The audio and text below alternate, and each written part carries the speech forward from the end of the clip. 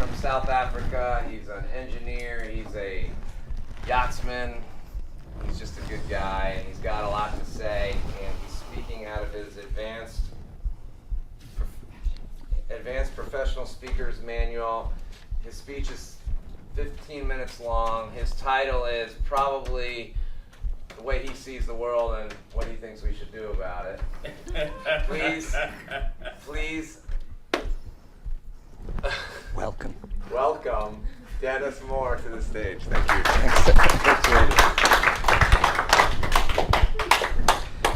Wow. Well, thank you, everyone. It's wonderful to see so many of you here. You know, I'm so excited.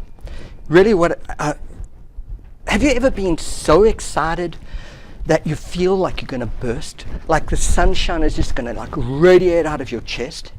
Have you ever felt like that? Yep. Oh my gosh. Just recently, it's like a confluence of things have just aligned, and it's just like everything I've been doing my whole life, it just seems like it's ringing true. It's absolutely incredible. So what I was doing the other day is I was researching Joseph Campbell's, because I was actually doing some studies about how to do marketing and how to promote myself, and I just carry on with all this stuff, and it just didn't gel with me, because I'm not about money. I don't care about money. And I suddenly came up with this feeling that, you know, all I really need to do is follow that magical passion, that the things that I'm passionate about. What happened was I was doing this. I was writing these incredible blogs, what to do to help save our world. And I was like really into it, and I got to about 30 posts, and then I thought, oh my gosh, I've got this whole book that I can give everyone. But first of all, I just need to edit it. It took me 2 years, and I never posted anything on my blog. And it's like, what a waste. So what I suddenly realized the last week or so was that I really need to focus on that magic and start to give it to everybody. Because it's not about money, it's about giving it to everyone else. So what I want to give to you tonight is I want you to realize that you're golden and you're magical. Every one of you is this incredible being. And one more thing I want to give to you is the realization that you have come here on this magical journey. You have stepped out where other people are sitting at home and watching TVs. You are here. You have entered into a journey. And just as you saw with Mary Billis, this is, I think, her second or third speech. She is making huge strides forward. In the beginning, it took her such a long time to get here. She had to overcome her fear. And she did. And each time she's getting better and better. And every one of us improves as we go along our journey. So there were these two things that came up. The one guy said, oh, you really need to read the book by Joseph Campbell, The Hero's Journey. And so I didn't have the ability to do that. So I went online and I listened to a video, which is a story about, or people telling different stories about the hero's journey.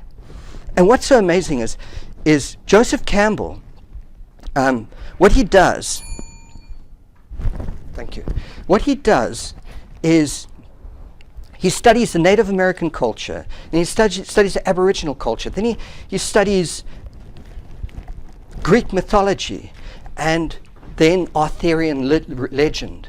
And in all of these mystical legends and stories, he realized that there's one core theme, that the hero goes on a journey. First of all, something happens to destroy their lives. Doug knows about it. When the economic collapse happened, he was just all of a sudden motivated to step out there, to just go and make something happen. And he went on a quest to discover what was going on in the world around him, because just nothing made sense anymore. Well, each one of us, at some stage in our lives, will get this call to go on this journey, this magical journey. And either we listen to the call and we step up, and like this, I just heard some other guy say, you have to jump off the cliff of life for the parachute to open, because otherwise your parachute will never open. So it's absolutely essential for you to listen to that call. And if you don't, life will push you, it'll slap you, it will throw you out there. Even if, no matter how hard you resist, it's going to happen. And that's what happened to me. In South Africa, we were going through this huge economic collapse because the very wealthy, the bankers and everything, had overthrown the economy and they were plundering it. And things got harder and harder. And eventually friends of mine were shooting themselves in the head. And one of my friends shot himself in the mouth and the bullet came out in the front of his face. He survived. I nearly set myself alight. I poured thinners all over myself. I was about to light a match, and my son, he was 14, well, he was 12 at the time, he stepped through the door. He had been called upon. He never came to the factory. So that day, he jumped on his bicycle straight after school. He ran out of the classroom, jumped on his bicycle, and he rode with all of his might. And he burst into the factory at the split second when I was about to hit the flint with the match. And he grabbed my arm and he said, "What do you think you're doing?" He saved my life. I've been guided and protected my whole life. I've been on this magical journey only because at that moment I had to realize that, I really had to reevaluate myself, look at life. And what happens is people come into your life and they will tell you something and they don't know why they're telling it to you, but sometimes you can't hear, but a voice, somebody will come in and be that voice so that you can hear it. And a friend of mine came in and he said to me, "Dennis, go to the mountains for 10 days. So I went to the mountains for 10 days. And in that period of time, I slept and I rolled this way and I rolled that way. And what happened is in that journey, the recovery stage, I had found out that I was burnt out, that was the reason I was actually wanted to die. I had this tunnel vision, I just wanted to die. But it was that pivotal event that got me on this journey. And eventually I gave everything to my wife. I set on a voyage in a quest to discover the connectivity of reality. It's incredible. So that was my journey. So I've been on this journey to discover this amazing thing about life. And the incredible thing is, I've been journeying and I've been trying to tell people, I've been saying, this is what's happening. And nobody's really listening. Nobody can hear.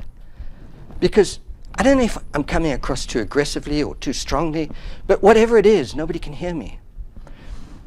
So this Joseph Campbell story just made me realize that there's a pattern to everything, but there is a pattern in these stories, and that we're all going through these different patterns at different stages of our lives.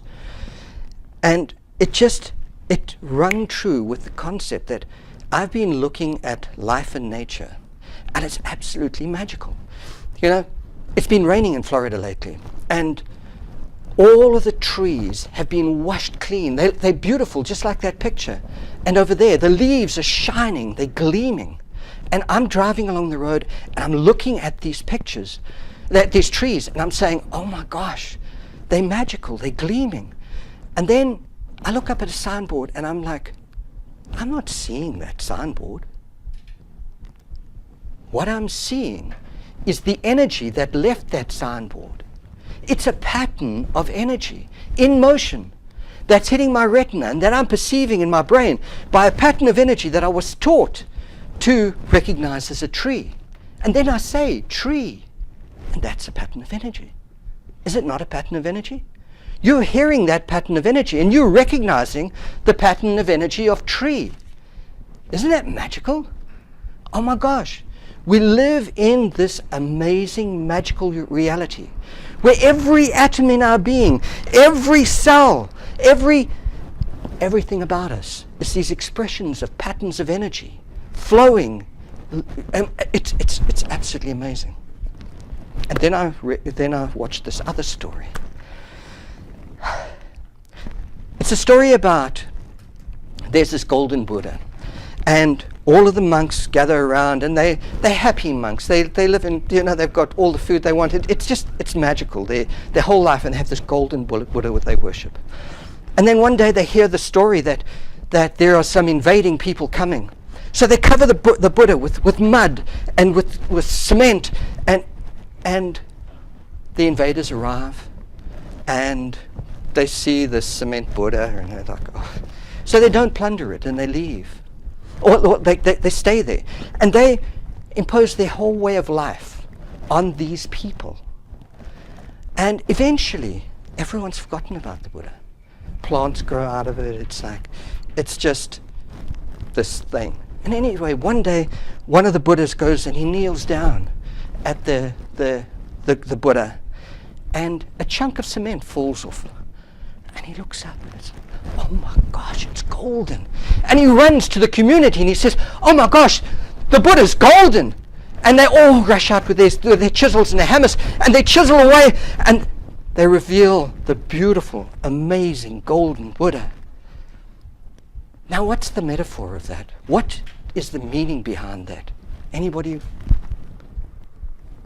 Come on. Life is a journey. Well, life is a journey, that's one. It's what's inside. It's what's inside. Inside who? Well, and it was all, the Buddha was all covered. Yes, but it's what's inside the Buddha? Or is it what?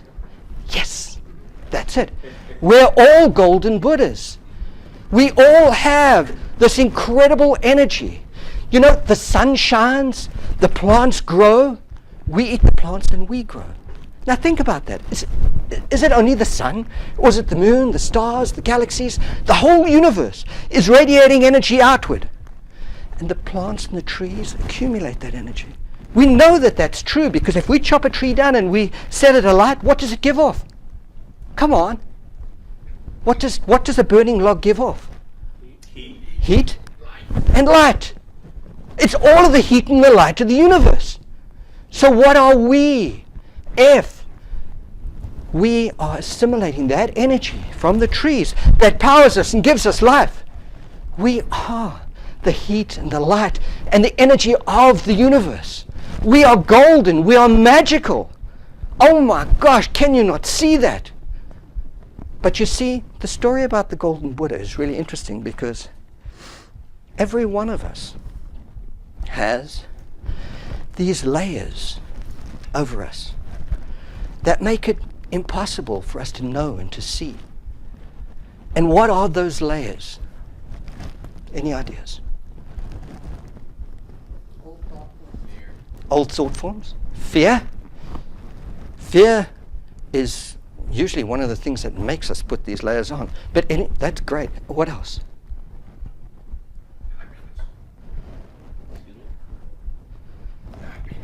Happiness is not a layer over us. Happiness is the golden stuff inside us. That's the magic. Sorry? Obligations. Obligations. Being a busybody. All right. Sorry? Arrogance? Yeah. It's not one I've thought of, but let me give you an idea of what I've thought of, okay? So, first of all, when we're babies, or before life, we're connected to the whole universe because we are universal energy. And then when we become babies, what we start to do is have our limitations of our senses. We can only focus on one thing at a time.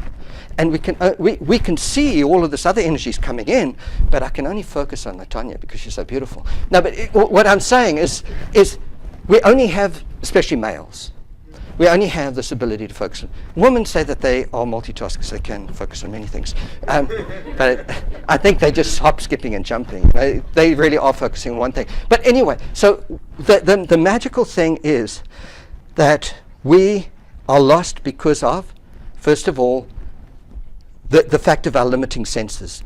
Then it's language. The moment we start to speak language, we aren't able to explain the picture. We now have to reduce it to language. And then our parents have a set of values and beliefs. They impose that on us. And that limits us. And then we have a whole lot of other things.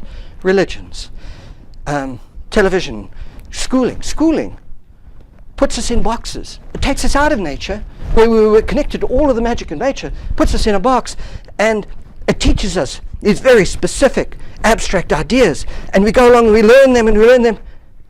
But we've forgotten about life that's going on around us.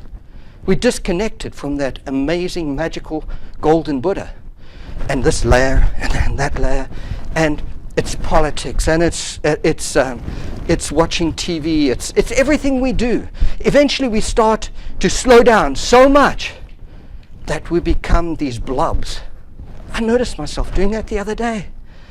I look down at myself and I'm like, oh my gosh, that is a big fat gut you got there. And I'm like, oh, I really need to reveal that amazing being that I am. I need to get rid of that gut. Doug's on a journey to do it. He's on that quest to do it. We all need to do that. We need to get rid of those layers. We need to pick away all of the cement on that golden Buddha. And we need to shine. You are all magical human beings. You are magical patterns of energy. You are symphonies of energy in this amazing universe. All you have to do is put down the notes and step up and be fully who you are. Show integrity. Be honest. Be truthful. Be the best expression you can of yourself. It's like, I just want to burst. There's so much more I want to tell you. But that's all I'm going to fit in for tonight. Thank you very much.